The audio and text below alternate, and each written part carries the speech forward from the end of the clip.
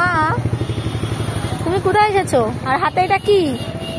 কোথায় এসেছো তুমি? কোথায় এসেছো তুমি? এই প্রথম ফার্স্ট টাইম? না, আগে এসেছো কিন্তু ঢুকেছো ভিতরে? দেখেছো?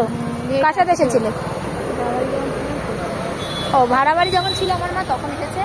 আর গাইস আমি এই নিয়ে হলো দুবার, সেকেন্ড টাইম আমার আসা হচ্ছে। যাবো এবারে লোকনাথ মন্দিরে, চলো। দেখো লোকনাথ মন্দিরের পাশে দেখো কত জল জমেছে। একবার এসেছেন তখন ওখানে দাঁড়িয়েছিলাম ওই জায়গাটায়, এখন অনেক পুলিশ গ্যাপ ছিল। চলো আজকে যাই ভেতরটা। দেখো এখানে দেখো জল যাচ্ছে, এক এক করে যেয়ে নিই তারপরে যাবো আমরা। চলো ভিতরে ঢোকা যাক লোকনাথের।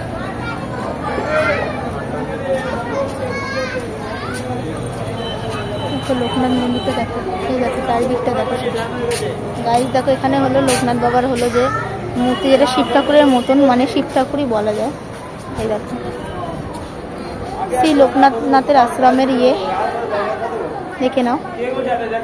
এই দেখো কি জল জমেছে গাইস, এখন ভিতরে উঠবো। দেখো লোকনাথ মন্দির আমরা তো ঢুকতে পারিনি, তার পাশে দেখো কত রকমের মেলা বসেছে, মানে ছোটোখাটো বলতে পারো বাচ্চাদের জন্য। এখানে বাচ্চাদের জিনিসই ছিল, বড়দের বলতে কিছুই ছিল না, শুধু কানের ছিল যেগুলো ওল্ড মডেল, যেগুলো মানে আমরা এখন ইউজ করি না। আর দেখো এখানে বাচ্চাদের খেলনা, বেলুন টেলুন তার বাচ্চারাই কিনবে। তো এখানে আমি বলছিলাম যে মন্দিরে আসলাম, শেষ পর্যন্ত মন্দিরে ঢুকতে পারলাম না, কারণ মন্দিরের গেট বন্ধ হয়ে গেছিলো। 8টার মধ্যে ঢুকতে হয়, তার আগে তা আমরা 8টা পার করে গেছিলাম, তাই আর মন্দিরে ঢুকতে পারিনি, মানে যেটুকুনি সামনে দিয়ে আর উপরটুকু দেখাতে পারিনি।